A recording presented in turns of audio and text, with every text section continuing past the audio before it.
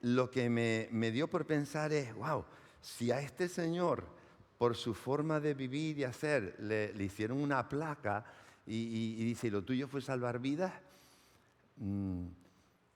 A mí me pondrán una placa también por salvar vidas. O a ti te van a poner alguna placa, te podrían poner una placa por salvar vidas. Y esto durante la semana me ha estado dando muchas vueltas, ¿no? Lo que pasa es que este trabajo es un trabajo más bien terrenal, ¿no?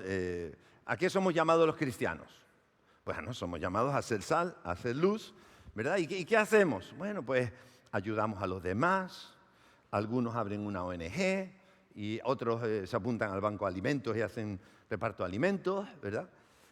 No sé, establecen el reino de Dios en la tierra y esta es una de nuestras tareas. No se trata solo de ser buena gente, sino tener un impacto. La sal tiene un impacto y la luz tiene un impacto. Eso todos, dile que está a tu lado, tú tienes que ser sal y luz. ¿Cuál fue el trabajo de Jesús?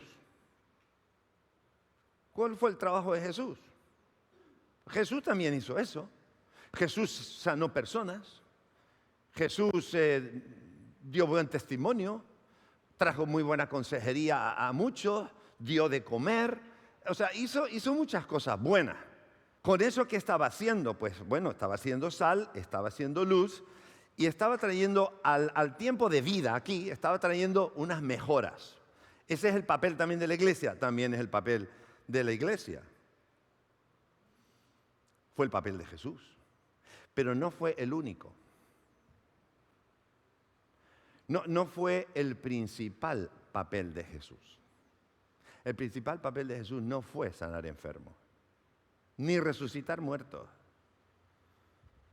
ni a dar comida a un montón de gente. Eso no fue el papel más importante de Jesús.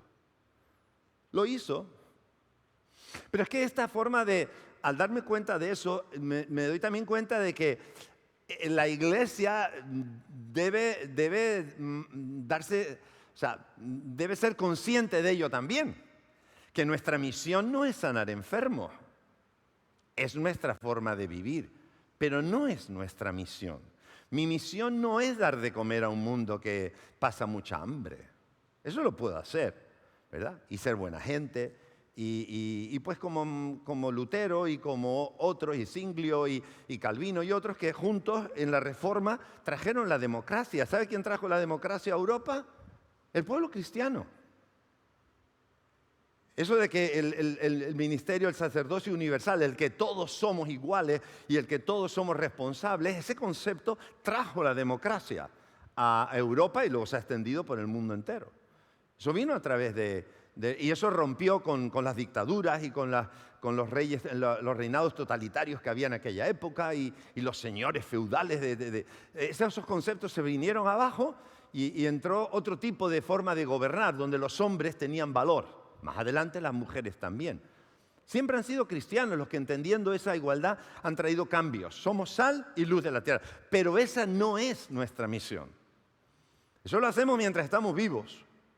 Se beneficia a la sociedad de que nosotros pasamos por aquí y adoptando las formas y las maneras que Jesús nos ha enseñado, pues mejora la sociedad.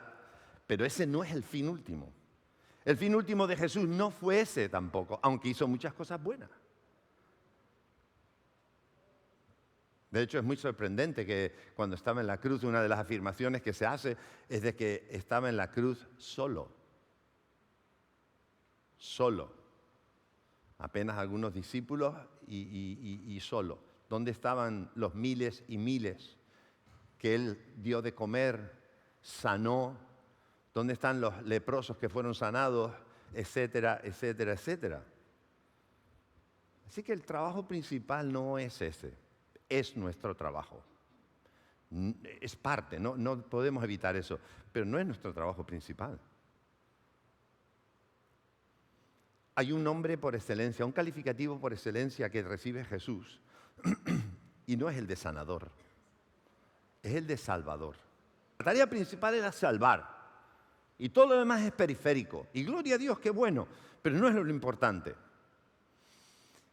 Y cuando yo tengo en mente este texto, quiero que veamos 1 Timoteo 2:6, donde Jesús viene y se da en rescate por todos. Dice, y el cual se dio a sí mismo en rescate por todos, de lo cual se dio testimonio a su debido tiempo, ¿verdad? Pero se dio a sí mismo en rescate por todos. Él venía con eso en la cabeza.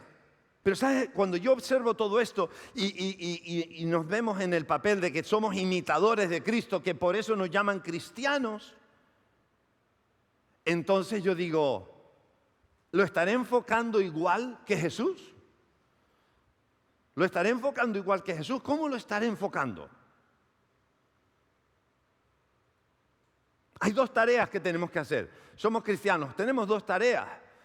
Pues por dividirlo más o menos, pues como Jesús también se queda dividido su trabajo, ¿verdad? Un trabajo aquí mientras estuvo, fue sal, fue luz, dio buenas impresiones, dejó un buen legado y todos hemos heredado todo eso y eso está muy bien. Pero esa es la tarea también de la iglesia, es nuestra tarea.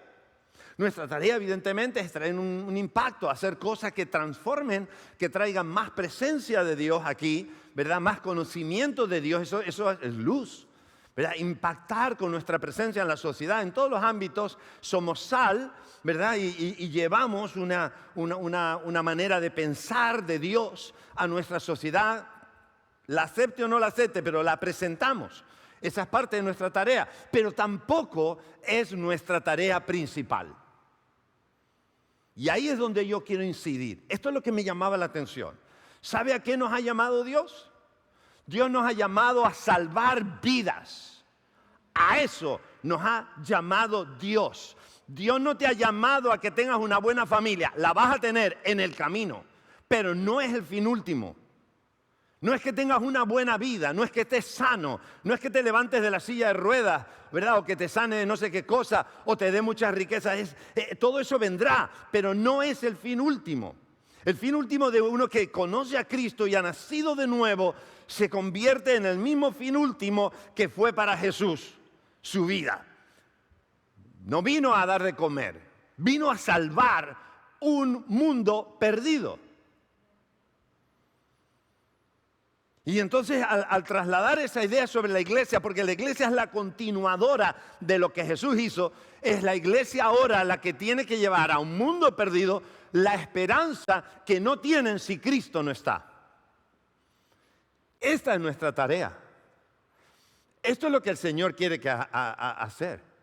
Lucas 9:56 dice, porque el Hijo del Hombre no ha venido para perder las almas de los hombres, sino para salvarlas. Esa es la principal tarea de todas esas personas que se sentaron en esta silla, que no conocían a Jesús. ¿Cuántas llegaron aquí porque tú hiciste algo? ¿Las trajiste tú? Yo te pregunto, ¿cuántas vidas has salvado tú este año? No te voy a preguntar a cuánta gente ayudaste. ¿A cuánta gente le diste una ofrenda? ¿A cuántos le llevaste comida? ¿A cuántos fuiste a consolar? Todo eso está muy bien, pero no es la tarea principal. Y a veces me encuentro no solamente como persona, sino como iglesia, envueltos en ser sal y luz sin salvar a nadie. Escuche, esto termina siendo un despropósito, porque no cumple el propósito. El propósito no es dar de comer a este mundo. Porque te confieso, si haciéndole pasar hambre van a clamar a Dios por mí, que pasen todo el hambre del mundo. Porque no me importa que pasen hambre. Lo que sí me importa es que se vayan al infierno. Porque pasas hambre y te mueres. Ya está. Pero si te vas al infierno, te vas para siempre. Démosle de comer a todo el mundo. Pero que nuestra prioridad no sea esa. Nuestra prioridad sea, vamos a salvar a todo el mundo. ¿Cuántos en este año conocieron a Jesús porque tú fuiste? Ya no digo que lo salvaste porque al final la salvación depende de la persona y de Dios. Pero ¿a cuántos fuiste y le hablaste de Jesús? ¿A cuántos le explicaste acerca de su eterna salvación o eterna perdición? ¿A cuántos lo has intentado, por lo menos? Intentado. Esa es la misión de la iglesia. Salvar. Es lo mismo que Jesús, salvar lo que se había perdido, lo que está perdido. Lo que sí me vengo a dar cuenta es de que la gente se muere. Y da igual cuánta comida le hayas dado y cuánto hayas hecho por ellos. El problema es que si no han tenido un encuentro con Jesús, si no se han salvado, van al infierno por la eternidad. Ese es el dilema. El dilema es que tu familia se va al infierno por la eternidad. Tu padre, tu madre, tus hermanos, y da igual cuánto los quieras o cuánto no los quieras, su destino no lo marcas tú. Lo marca su relación con Cristo. El problema es que si no hay alguien que se acerque a ellos para hablarles de Cristo, entonces morirán con su problema, con su dilema. Morirán con su pecado sin expectativa de salvación. Esa es la gran crisis. Hebreos 9:27 dice, y de la manera que está establecido que a todos los hombres que mueran una sola vez, y después de esto el juicio, se nos queda bien claro aquí y en otros lugares, se nos queda bien claro que después de la muerte hay un juicio, y el juicio es sobre lo que pasó en vida. Ese tipo de juicio no tiene que ver con cuántas personas ayudaste a comer, les diste trabajo, a cuántos les ayudaste con un consuelo, una palabra de amor y de cariño. No, ese juicio no tiene que ver con eso. Este juicio tiene que ver con si aceptaste a Cristo como tu Salvador o no. Nada más. Tan sencillo como eso.